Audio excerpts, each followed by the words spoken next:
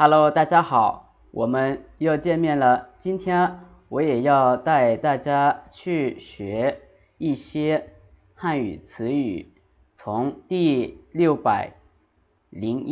到第625个词。好的，我们开始吧。สบายดีทุกคนเนาะมื้อนี้ก็จะพาทุกคนไปเรียนคำศัพท์คือเก่าเนาะตั้งแต่คำที่601จนฮอดคำที่625เนาะถ้าว่าน้องๆหรือว่าเพื่อนๆทุกคนมักเรียนภาษาจีนอย่าลืมกดไลค์กดแชร์และกดติดตามเพื่อเป็นกำลังใจเด้อโอเคเพื่อ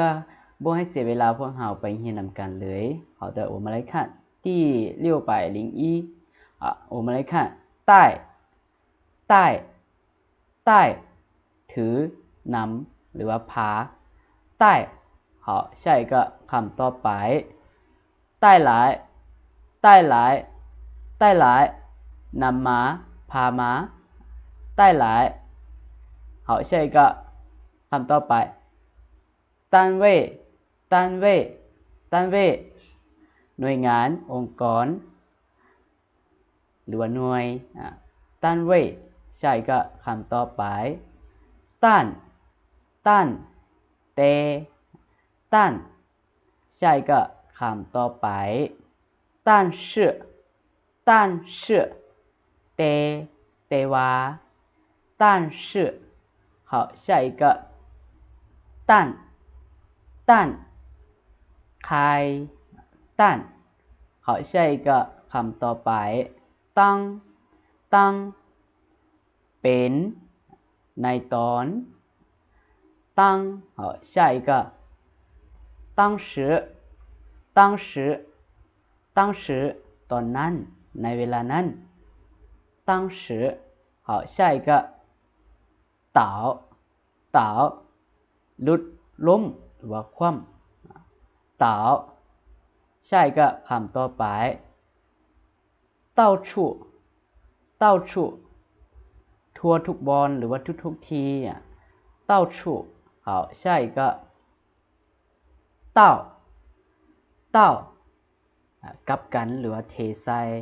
到好下一个道理道理เหตุผลหลักการ道理好下一个道路道路ถนนหรือว่าเส้นทาง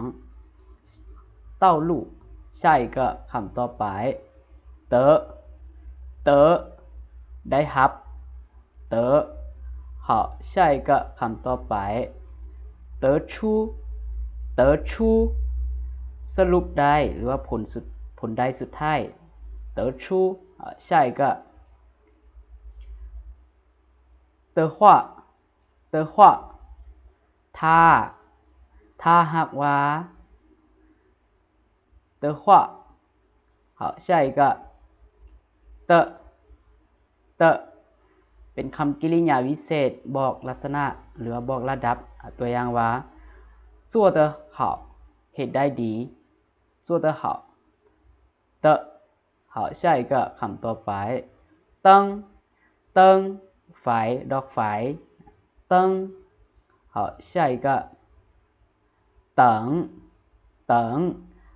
รถท่า等好下一个คำต่อไป等到等到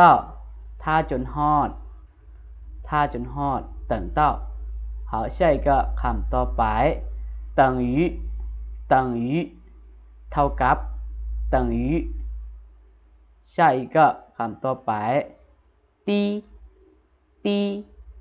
ต่ำ低好下一个คำต่อไป地球地球โลก地球好下一个地铁地铁รถไฟใต้ดิน地铁好下一个道道คำนี้มันจะแปลว่าทางเส้นทางหรือว่าถนนเต้า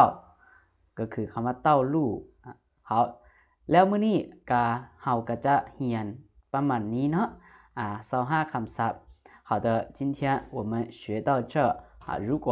大家喜欢学习中文别忘了点赞关注和和分享我们下次再见